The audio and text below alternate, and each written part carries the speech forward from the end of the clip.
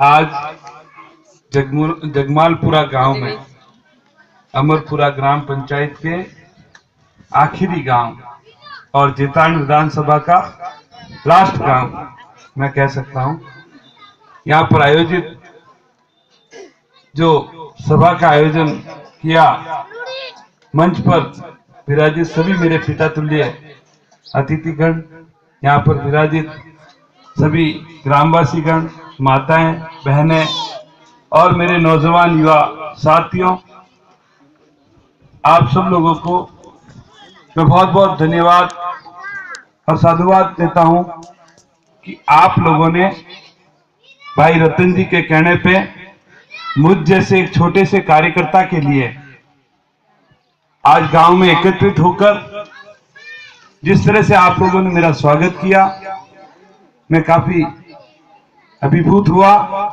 और मेरे मन में ये खुशी हुई कि मैं अपनों के बीच में जा रहा हूं।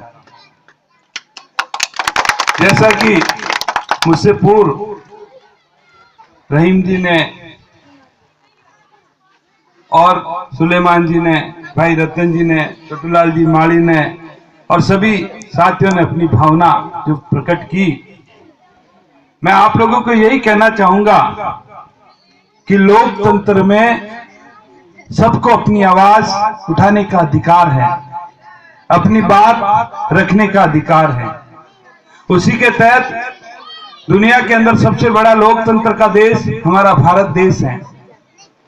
इस भारत देश के अंदर हर व्यक्ति को अपनी बात कहने का पूर्णतः अधिकार ये लोकतंत्र की ताकत ने दिया। आज मैं कहना चाहूंगा साथियों कि जगमालपुरा जैसा गांव पहले रायपुर विधानसभा में हुआ करता था।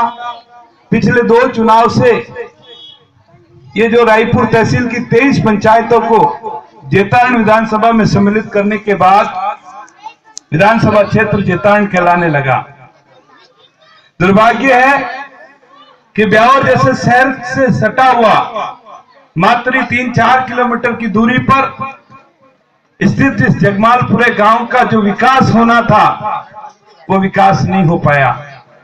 उसका कारण आप लोगों के, हम लोगों के जो चुने हुए जनप्रतिनिधि हैं उनकी नकारापन, उन लोगों का आलस्य या आपके गांव के प्रति जो समर्पित भाव है वो कम होने की वजह से आज जगमालपुरा पिछड़ा हुआ है। मैं कहना चाहूंगा कि जगमालपुरा ही नहीं, जेतान क्षेत्र के प्रत्येक गांव और ढाणी के अंदर, प्रत्येक बाड़िया के अंदर मैं जाता हूं और जाता रहा।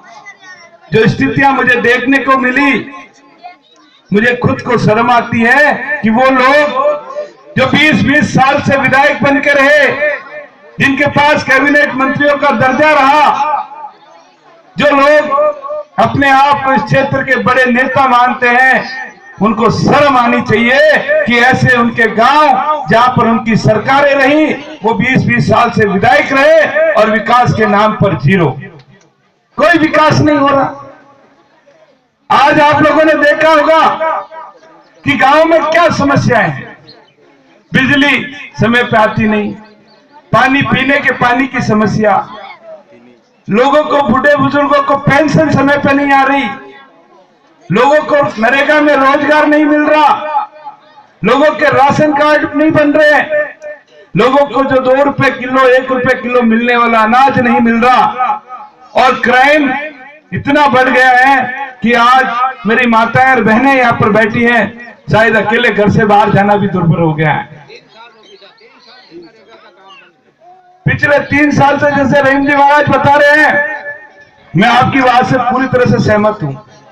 ये उदासीनता रही हमारे विधायक की, ये उदासीनता रही आपके स्थानीय सरपंच साहब की या स्थानीय जनप्रतिनिधियों की, जिन्होंने इस गांव के विकास की ओर ध्यान नहीं दिया।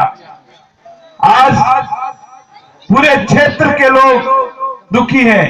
उनके साथ हमारे नौजवान युवा साथी जो अच्छे पढ़े लिखे हैं, जो अच्छी पढ़ाई ब्यावर कॉलेज में, इसके अलावा कहीं दूर जयपुर और जोधपुर जैसे शहरों में जाकर पढ़ाई कर रहे हैं, उच्च ग्रेजुएशन जिसको अपन कहते हैं, उसके बाद भी उनको रोजगार के नाम पर कुछ नहीं मिल रहा है। आज वो बेरोजगारी के अभाव में कोई रिक्शा चला रहा है, कोई टैक्सी चला रहे हैं और कोई व्यक्ति अपने गांव में खेती का काम कर रहे हैं।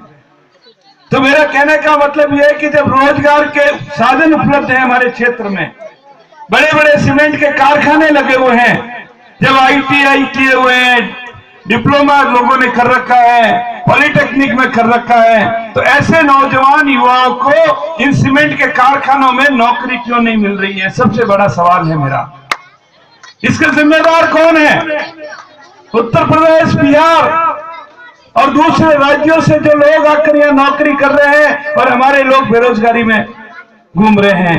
और ज्यादा बेरोजगार घूमने से नौजवान युवा साथी अपने घर परिवार में भी अपने आप को एक शर्मिंदगी महसूस कर रहे हैं।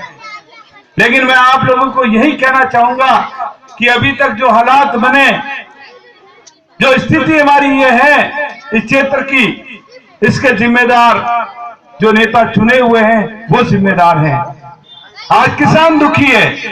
बंगरा के क्षेत्र के अंदर लोगों के पास में ज्यादा जमीनें नहीं है, 1 बीघा 2 बीघा 5 बीघा, इससे ज्यादा जमीन नहीं है, लेकिन उन लोगों को कभी ना तो ऋण माफी मिलती है, ना फसल के अंदर खराबा होने पर उन्हें मुआवजा मिलता है, और न ही उनके बिजली के बिल माफ किए जाते हैं। ये तमाम समस्याएं हैं, इनको लड़ने हम लोगों को लड़ना पड़ेगा। अगर इन समस्याओं का समाधान करना है तो मैं आप लोगों से कहना चाहता हूं कि लोकतंत्र के अंदर जब चुनाव हो जाते हैं तो जिस पार्टी को आपने सत्तासीन पर बिठा दिया, उसके बाद में आपको हमेशा विपक्ष के लोगों के साथ में मिलकर अपनी मांगे मनवानी पड़ेगी। सत्ता के लोग उनके पास जाइए, आपको मना कर देंगे कोई काम के लिए, क्योंकि जब चुनाव थे तो उन्होंने बड़े बड़े वादे कर दिए। रहीम जी ने सही कहा कि नेता आते हैं और वादा दिन में तारे दिखा के चले जाते हैं, वापस पता नहीं वो कब आते हैं। ये बात सच्चाई है, लेकिन जनता को भी समझना होगा कि कौन नेता है और कौन कार्यकर्ता है। कार्यकर्ताओं को चुनाव जिताओ, नेताओं को नहीं। नेता बनने के बाद वो जनता की तरफ नहीं देखते। मेरा पिछला 20 साल का राजनीतिक कैरियर है। चाचा, मैंने सुलेमान जी आज दिन तक वार्ड का चुनाव नहीं लड़ा, आज दिन तक किसी भी चुनाव में मैंने निर्दलीय फॉर्म नहीं भरा। मैं चुनाव लड़ाने के लिए कई प्रदेशों में मुझे पार्टी ने काम करने का मौका दिया। मैं चुनाव भी संचालन करके आया, चुनाव भी लड़ाया। मेरा एक अधिकार है हर कार्यकर्ता का भांति कि जब भी पार्टी के अंदर चुनाव आते हैं तो मैंने भी अपना जैतान से टिकट मांगा। 2003 में मांगा, 2008 में मांगा और 2013 में भी मांगा, लेकिन पार्टी ने मुझे उपयुक्त नहीं समझा, तो मैं पार्टी के खिलाफ में कभी नहीं रहा। लेकिन हमेशा मेरी कोशिश ये रही कि चुनाव लड़ने से या जीतने से कोई नेता नहीं बनता। अगर मन में आपने ठान ली कि मुझे क्षेत्र के लोगों की सेवा करनी, आम गरीब लोगों को उनके अधिकार दिलाने, हर व्यक्ति